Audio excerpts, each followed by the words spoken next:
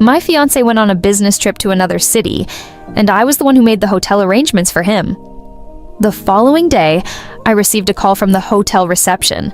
"Miss, you left your nightwear in the hotel. Would you like to pick it up yourself, or should we mail it to you?" I was confused and asked, "What nightwear?" They replied, 2 sets of lace nightgowns and 3 pairs of ripped black stockings. At that moment, I was holding a medical diagnosis in my hand, standing in a real estate agency, preparing to sell my house to raise money for a life-saving treatment. Considering the situation, maybe I should give up on the treatment. After all, it's not me who's going to die. "Hello, who is this?" I wiped away my tears and answered the phone. "Who is it?" "Hello, miss. This is Fia Hotel. You left your nightwear in the room. Would you like to pick it up yourself, or should we mail it to you?"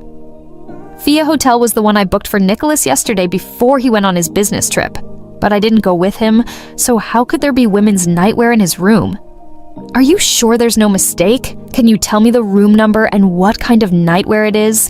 "Room 1202, booked under Mr. Nicholas. The nightwear consists of 2 lace sets and 3 pairs of ripped black stockings. The name and room number were correct. The nightwear was made of materials I never wear. As for the stockings, the fact that they were ripped means they had been used, so they couldn't be something Nicholas bought new to give to me. It was clear. I had been betrayed. Leave them at the front desk. I'll pick them up myself." After saying that, I was momentarily stunned, interrupted by the real estate agent's voice. "Miss Ning, are you still selling this house?"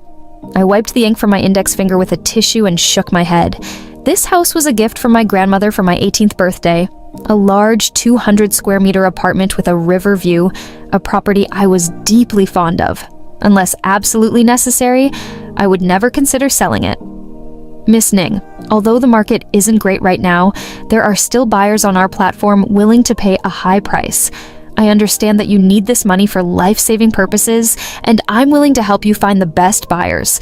The agent spoke while glancing at the medical diagnosis I had forgotten to put away. The large words on it were unmistakable. "Pancreatic cancer, mid-stage." Seeing my dazed expression, the agent added, "You're still young. You can always buy another house later. But life," I smiled at him. "I think you misunderstood. It's not me who's sick." I flattened out the diagnosis, and in the patient's column were 2 words, Nicholas. Yes, Nicholas, my fiancé, has cancer. I only found out yesterday afternoon. Since I had left my information during the checkup, the results were sent to me. It took me 4 or 5 hours to force myself to accept it. Then I spent an entire night thinking about how to tell Nicholas and how to deal with it. In the end, I decided to sell the house my grandmother gave me to raise money to save Nicholas's life. But now that I think about it, it's quite ironic. While I was worried about him, crying so much that I soaked my pillow, he was entangled with another woman. At this point, it is what it is. Since he could keep a mistress without telling me, I can keep his cancer diagnosis from him for a while too. That makes us even.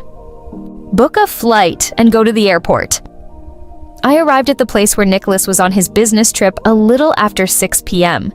It's not that I still had hope for him. I just wanted to see who had such a strong allure that made Nicholas continue despite his illness, tearing 3 pairs of stockings. "I finished the meeting, baby. Heading back to the hotel now. Remember to eat on time. I'll be back tomorrow."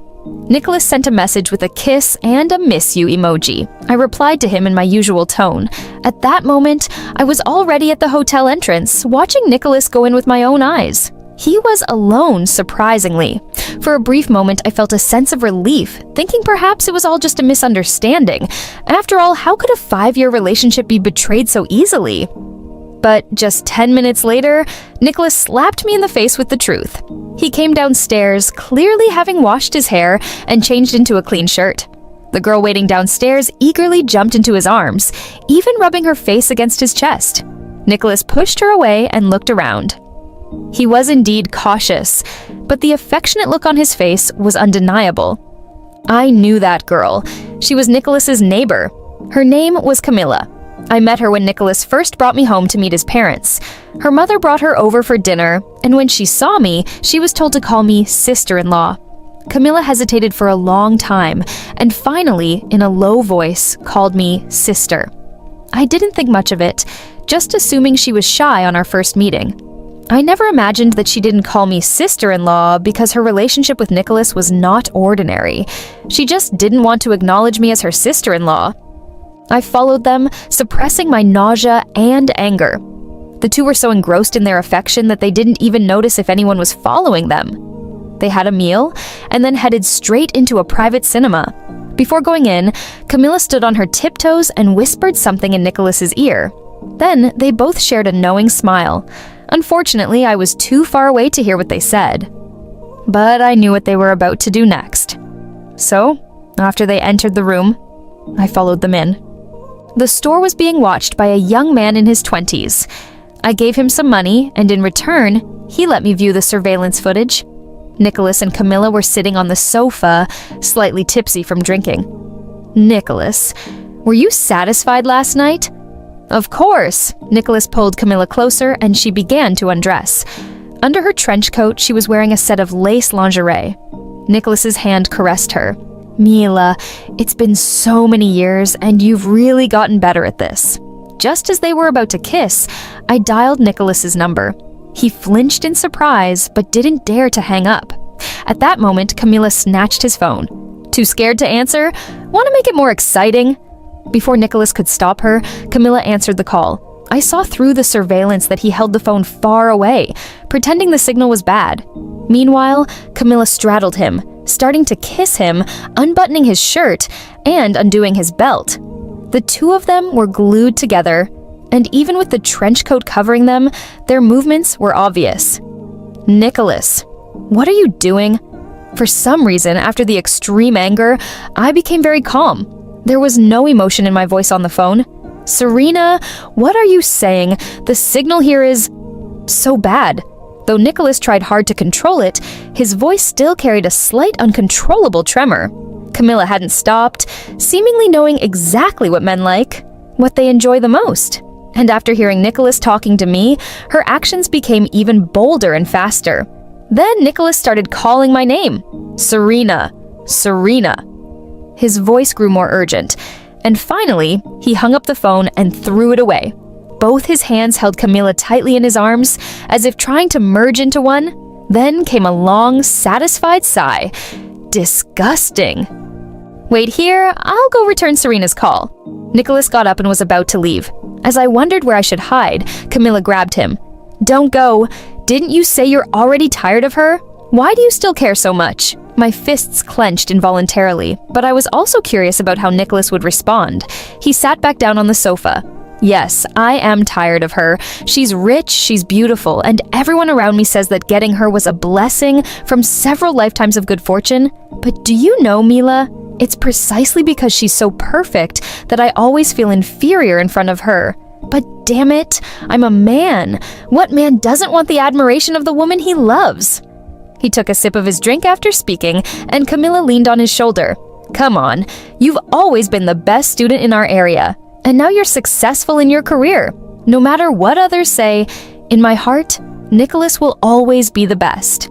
So, to Nicholas, I was someone high above, someone who made him feel inferior. It turns out the saying is true.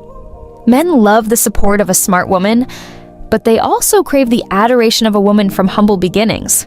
At this moment, I could easily storm in and expose them, tell them that from now on, we'd go our separate ways. But I feel that this approach is just too lenient on them. When Nicholas returned from his business trip, I was sitting in the living room, lost in thought. I'm back. Did you miss me? After changing his shoes, the first thing he did was try to hug me, but I avoided him. Now, every time I see his face, I remember the scene of him with Camilla in the private cinema. It makes me feel nauseous. Are you upset because we didn't talk much yesterday due to the bad signal? Don't worry, I brought you a gift. Nicholas took out a necklace he bought for me. He put it on me himself, but the lingering smell on his cuff assaulted my nose. Another wave of nausea hit me. Yet, I still pretended to be happy, because now is not the time to retaliate. I need to wait for the right moment.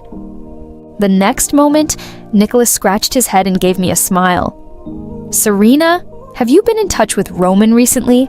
Could you invite him out for a meal? Roman was my childhood friend, the kind you've known since you were in diapers. Over the years, while I stayed loyal to Nicholas, Roman kept himself busy, changing girlfriends almost every quarter. But this year, he seemed to have settled down a bit. His new girlfriend had been around for 3 whole quarters, which was quite an improvement. I never mocked him for being a playboy, though he often teased me for sticking to the same flavor for so long.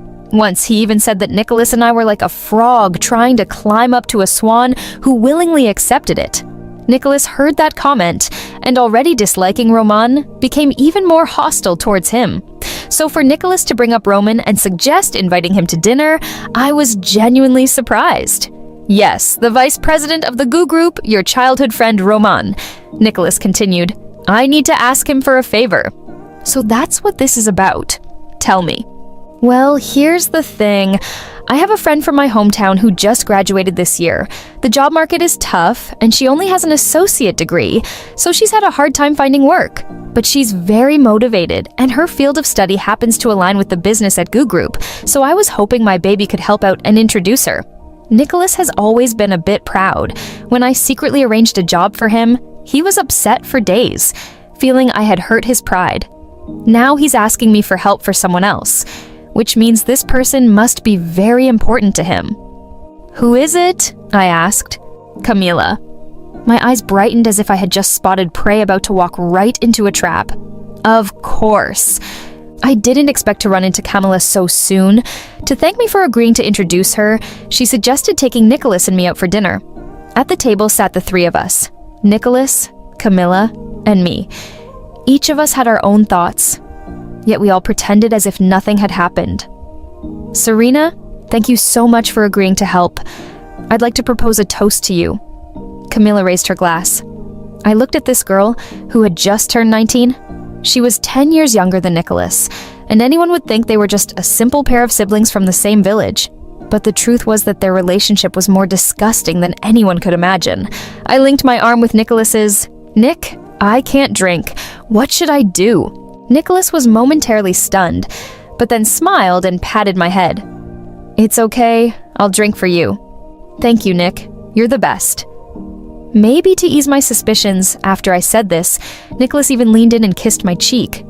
But Camila's expression across the table was no longer as composed as it was at the beginning. That still slightly childish face visibly showed a trace of anger.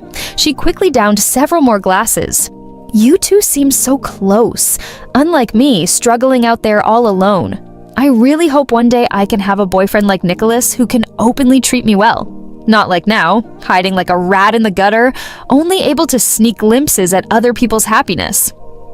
The meaning behind her words was quite clear, which made Nicholas panic a bit as he tried to stop her. Mila, you've had too much to drink. But Camila seemed determined, drinking one glass after another until she was completely drunk.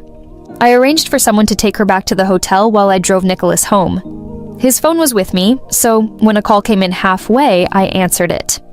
Nicholas, where are you? I've had too much to drink. I just heard someone knocking on the door, and I'm so scared. Camila's sobbing voice came through the phone. Nicholas, sitting in the passenger seat, visibly tensed up. What's wrong, Mila? I'm here. He reached out to take the phone, but I pretended my hand was shaky, letting the phone slip to the driver's side door. The speaker was on, and her voice kept coming through. Nicholas, are you really going to abandon me? Why did you shield her from drinking today? Were you doing it on purpose to show me? I'm so hurt, you know. Nicholas panicked, glancing at me cautiously. She's just drunk and talking nonsense, Serena. Hang up the phone, please. You said it yourself. It's just nonsense. Don't worry, I won't take it to heart. But the voice on the other end continued. Stop pretending to be so generous. If you're so confident, don't let Nicholas protect you from drinking. Nicholas leaned over, trying to grab the phone, shouting, Camila, you've had too much to drink. She's your sister-in-law. Of course I should protect her from drinking. Don't say things that could cause misunderstandings. But there was no sign that the person on the other end was going to stop.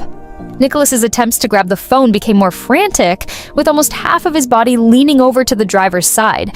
With his interference, I could no longer hold onto the steering wheel. The car's trajectory twisted out of control. With a loud bang, we crashed into the truck ahead. When I woke up, I was already in the hospital. Nicholas sat by the bedside, looking utterly defeated. Seeing me open my eyes, he dropped to his knees with a thud. "I'm sorry, Serena. It's all my fault. I caused the death of our child. You can hit me, curse me." The child was gone. Yes, I had known I was pregnant for a month. I had wanted to tell Nicholas then, but he was frequently traveling for work during that time, and I couldn't find the right moment. Later, I discovered Nicholas was cheating on me. At that point, I even considered giving up the baby. But in the end, I decided to keep it. I wanted to give all my love to the child. I had even planned out how I would raise her. I would shower her with money and love, take her to eat the best food, play in the best places, and she would only need to grow up freely and live a carefree life. But that opportunity was gone. "Please stop crying, okay? It's all my fault. It's all because of me." Nicholas started slapping himself. I stared blankly at the ceiling, and after he had hit himself over 10 times, I reached out and stopped him. He grasped my hand and shouted towards the door. "Get in here now!"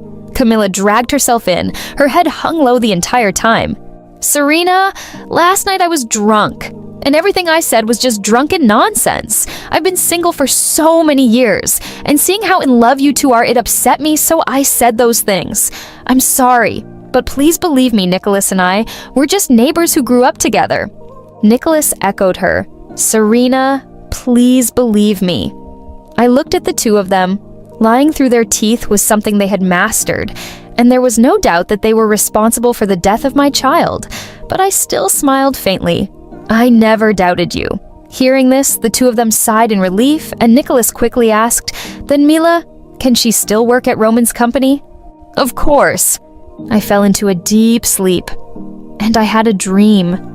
I dreamed of Nicholas from a few years ago. Back then, he had failed his postgraduate exams and struggled to find a job. But he never complained to me about these hardships. Instead, he told me with great determination, "I will work hard, hard enough to be worthy of my Serena." When he received his first paycheck, he bought me a Coach bag. When he gave it to me, he had an embarrassed look on his face. "I can't afford the brands you usually carry right now, but trust me, someday I will. Serena, in the future, all my money will be yours, and so will my heart." Later, I couldn't bear to see him struggle, so I arranged for him to work at my family's company. I even assigned him several projects. Now he's capable of handling things on his own, but his heart isn't the same as before. I slept for a long time, and throughout my sleep, there was a constant dull pain in my heart. It was filled with guilt for the unborn child and regret for the 5-year relationship. When I woke up in a daze, I saw Nicholas and Camilla sitting together at the foot of the bed. They were sneaking a kiss. I didn't make a sound. I just silently made up my mind. The child is too lonely down there and needs his father to keep him company, and Camilla is too unruly in this world and needs someone to teach her properly. After we returned from the hospital, Nicholas began to frequently complain of back pain and experienced rapid weight loss. But his mood was quite good. The reason was simple. Camilla was thriving at Roman's company.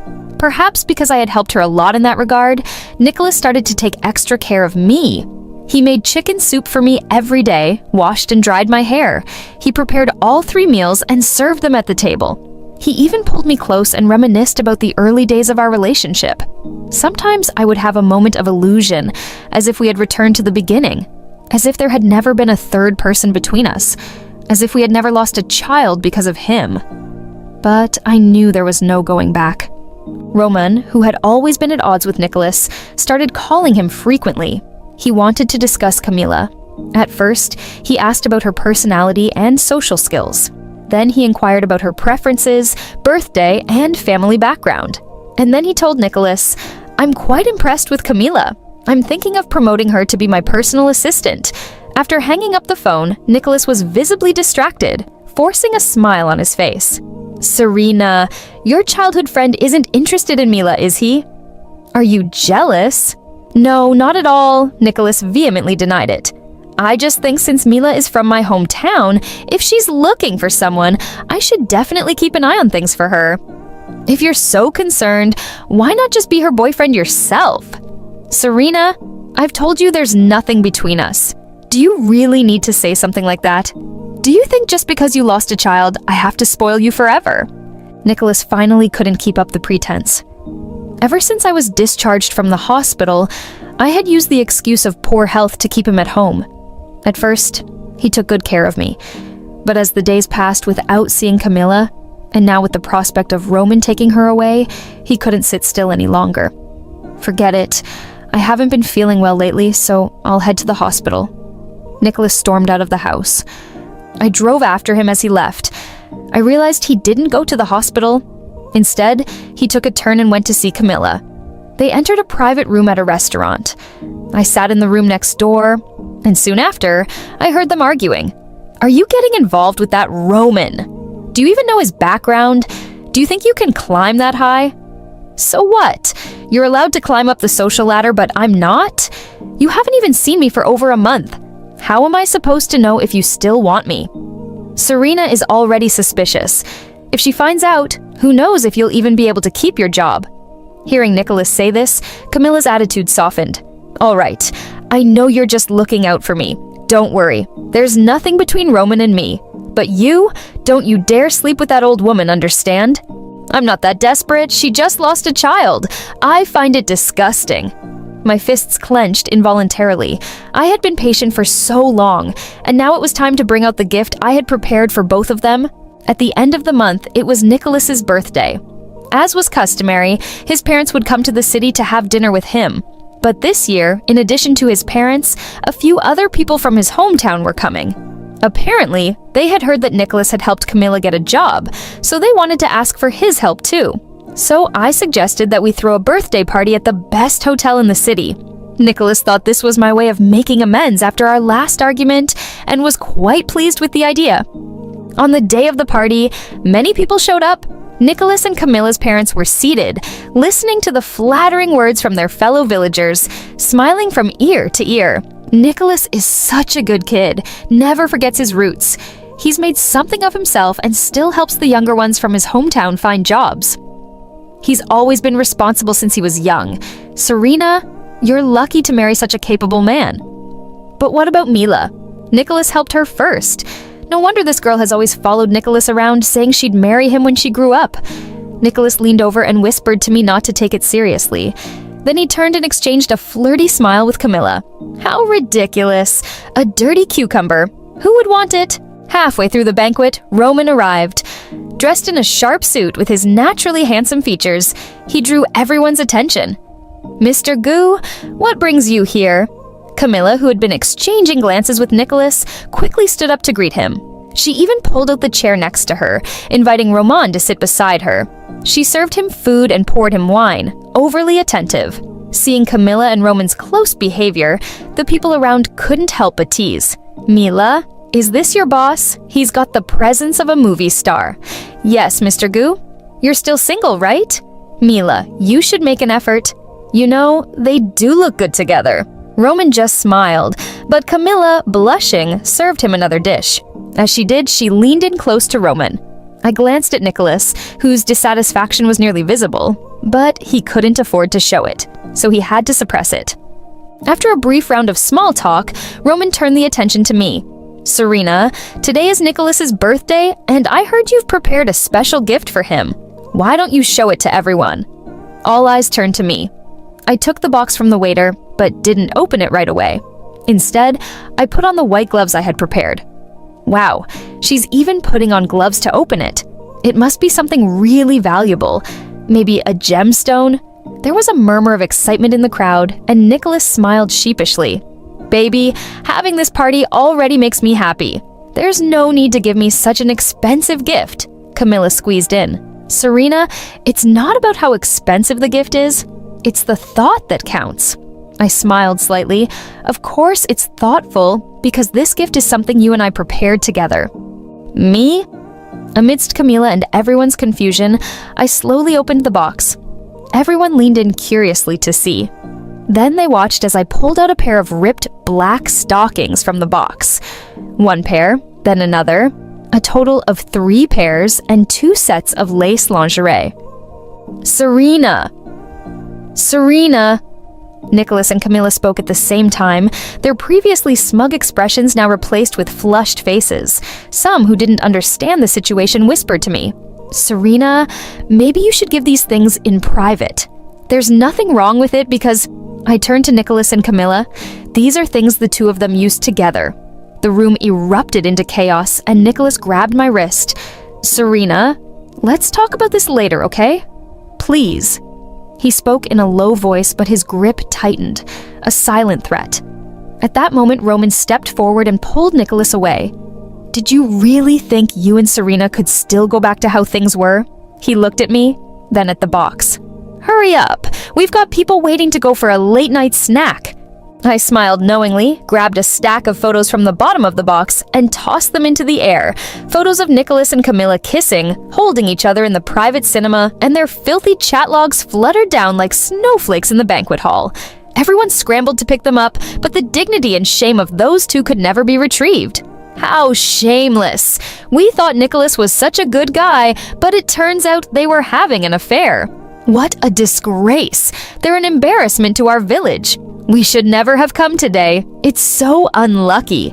Nicholas and Camilla, along with their parents, hung their heads under the barrage of insults. Nicholas clutched his stomach, cold sweat forming on his forehead. "Oh, stop pretending. I bet you used that to latch onto a wealthy girl. And you weren't even satisfied with that? You had to cheat? Let's go home." The villagers left in disgust. Roman took my arm to lead me out as well. By then, Nicholas was curled up on the ground in pain, calling out to me, but I didn't look back. He called out to Camilla, but she ran after Roman. Mr. Gu, please, let me explain."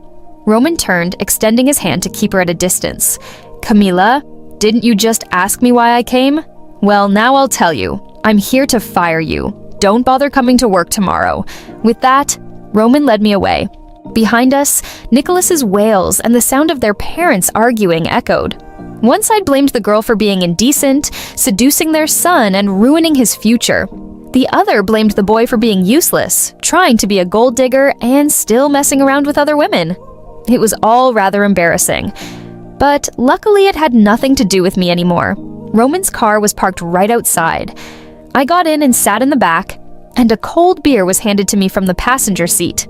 "Congratulations, bestie, on regaining your freedom." It was my best friend, the one who had been dating Roman for 3 quarters. The next morning, my best friend dragged me out of bed. Get up, or you'll miss the flight." She had booked tickets and planned to take me abroad for a few days of fun. She even packed my luggage. She also handed me a new SIM card. "He'll definitely try to contact you, so don't let him ruin your mood." And so I spent half a month having a blast with her abroad. It was fun, but I couldn't stand how she'd spend every night on the phone with Roman, being all lovey-dovey. When I got back and switched to my original SIM card, my phone buzzed continuously for over 10 minutes. All of them were notifications, messages from Nicholas. "Serena, please listen to me. Nothing happened between me and her in the private cinema. She was drunk and insisted on sitting on my lap. That's all. Those awful things I said weren't intentional. I was just confused for a moment. I'm sorry. The diagnosis came back today. It's pancreatic cancer. Serena, I'm dying. Please, can you see me one last time? I'm begging you." Before I could finish reading the messages, Nicholas's call came through. "You finally picked up. Can we meet?" No. After hanging up the phone, I returned to the villa where Nicholas and I used to live together. I had already hired someone to pack up the things inside. All that was left was a photo of Nicholas and me sitting alone on the cabinet. This photo was taken during our 3rd anniversary together in the deserts of the Northwest. With the setting sun in the background, 2 young and naive people leaned against each other, laughing happily. I still remember Nicholas holding me and saying, "Serena, you're my oasis in the desert. My vitality comes from you." Looking at this photo now, it only felt painfully ironic. "You're looking at the photo. You still can't let go, can you?" The sudden voice startled me. When I turned around, it was Nicholas. After not seeing him for half a month, he looked like a different person. His face was pale, his body gaunt. "There's nothing I can't let go of." I placed the photo back on the cabinet. "But shouldn't you knock before entering someone else's house?" Nicholas pressed his lips together. "Serena, I'm in this state now. Do you really have to treat me like this? Your condition isn't my doing. I told you to go to the hospital, but you said you were fine and just needed a few days of rest. In the end, when you finally decided to go to the hospital, you took a detour to see Camila. Do you remember what you said to her that time? Shall I help you recall? I took a deep breath. I'm not going to sleep with that old woman. She just lost a child. It disgusts me. Seeing her face, I have no interest. Stop! Stop! Nicholas shouted, trying to stop me. He leaned against the wall as if any more agitation would cause him to collapse. But I didn't care and continued. So, Nicholas, you don't deserve forgiveness.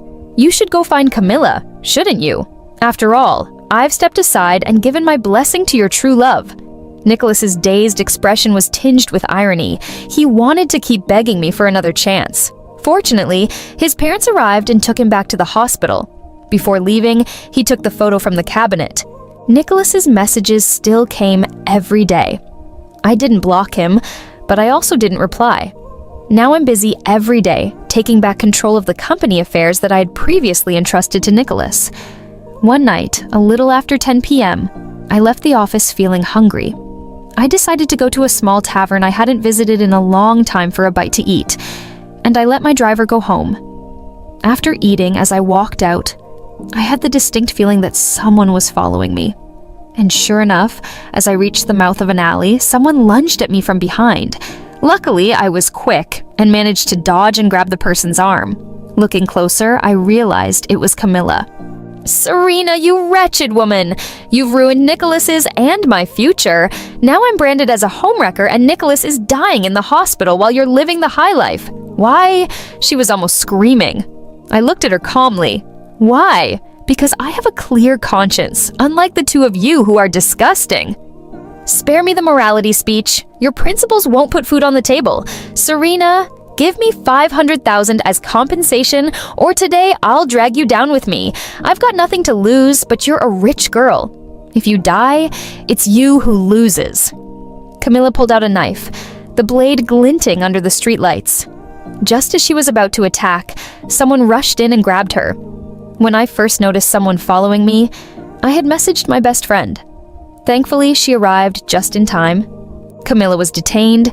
Nicholas started calling me frantically, begging me to come to the hospital. I figured he still cared about Camila. Otherwise, why would he be so desperate to see me? Just to seek justice for Camila? But when I saw him, the first thing he said was, "Are you still mad? Can you stay with me now?" His words made me want to laugh. Nicholas, did you really think I was just mad at you? The truth is, you're not worth it anymore. You don't stir any emotions in me. To me, you're just an ordinary passerby. I turned to leave, but Nicholas struggled to his feet and grabbed my hand. Then think of it as me begging you. I'm begging you to stay with me for the last stretch. I don't want to die alone. His eyes were red. A terminally ill patient. A patient I had shared a 5-year relationship with, now on the brink of death, begging me to accompany him on his final journey. To say I wasn't moved would be a lie, but then I thought of my child, of him saying that he found me disgusting because I had lost a child. I violently shook off his hand. Your fate has nothing to do with me. I completely deleted and blocked Nicholas's contact information. When he couldn't reach me, he started calling from different numbers. I blocked each one as it came. Later, his mother sent me a few messages. She said that Nicholas often sat staring out the window, clutching the photo of the two of us in the desert. Whenever the pain became unbearable, he would grip that photo frame tightly, silently staring at the picture of us laughing, lost in thought. Since Camila's release, she had only visited the hospital a few times, not to care for Nicholas, but to blame him for ruining her life. The two of them are now at each other's throats, with Nicholas becoming agitated whenever he sees her, threatening to strangle her. She also said that Nicholas frequently dreamed of me and the child, imagining teaching the child to say mommy and daddy. He often dreams of our past together, murmuring my name in his sleep. Camila has not returned to the hospital or gone back to her hometown. Her scandalous behavior became widely known, leaving her parents disgraced and scorned by their village. In their anger, her parents withdrew all the money Camila had saved over the years and used it to send her younger sister abroad for school. Camilla, now destitute, spends her days threatening suicide and quarreling with her parents. Her mental state seems increasingly unstable. I closed my phone and blocked Nicholas's mother's contact as well, because nothing about Nicholas concerns me anymore. At the end of the month, I attended a wedding. Roman and my best friends. The two of them were just as inseparable as before. Their vows were more touching than ever. Everyone said that Roman, the notorious playboy, had finally settled down. But I knew that they were evenly matched and truly loved each other. I was happy for them. When it came time to toss the bouquet, my best friend deliberately aimed it in my direction, but I made sure to step aside. I looked up at the sky outside. Spring had arrived, and flowers were blooming all along the way. I just wanted to walk this path steadily and securely. Anything else was just decoration, and for me, it was no longer necessary.